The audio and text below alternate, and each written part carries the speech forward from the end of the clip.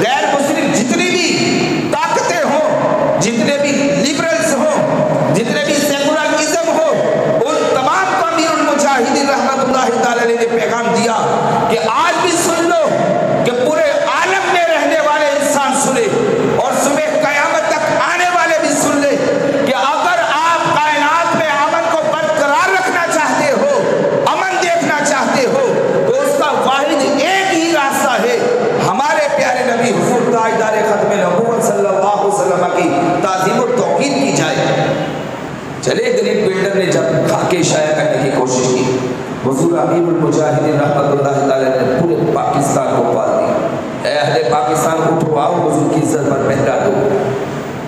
سینکڑوں ہزاروں لاکھوں لوگ ان کی سوچ کے ساتھ، ان کی فکر کے ساتھ، ان کے پیغام کے ساتھ، ان کے کاروان کے ساتھ، ان کے قافلے کے ساتھ کھڑے ہو گئے، ان کی آواز پر لبیک کہہ کر میدان عمل میں آ گئے۔ لیکن یہ مرد کلندر جب چلا اسلام آباد کی طرف تو ابھی یہ جہلم پل کراس کیا تھا انہوں نے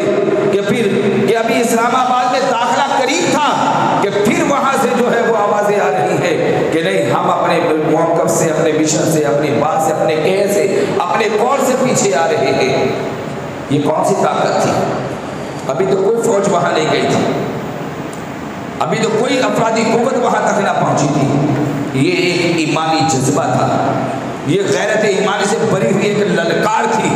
یہ دل سے نکلی ہوئی ایک صدا تھی، یہ اس زبان سے عطا ہونے والی ایک ضرب تھی، یہ غیرت کا اظہار تھا، یہ جذبہ ایمانی تھا،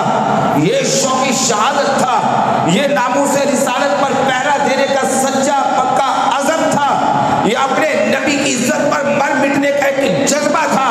یہ اپنے آپ کو بالکل فنا کر دینا کہ یہ امیر المجاہدین اس مرد کلندر نے اپنی زندگی کا خلاصہ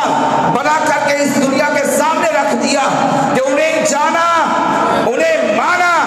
نہ رکھا غیر سے کام، للہ الحمد میں دنیا سے مسلمان گیا۔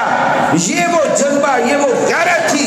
کہ جس کی بدولت اللہ پاک نے عشق مصطفیٰ کے صدقہ و طفیل ان مٹھی بند لوگوں کو جو ہے شاندار قدم قدم پر فتح اور کامیابی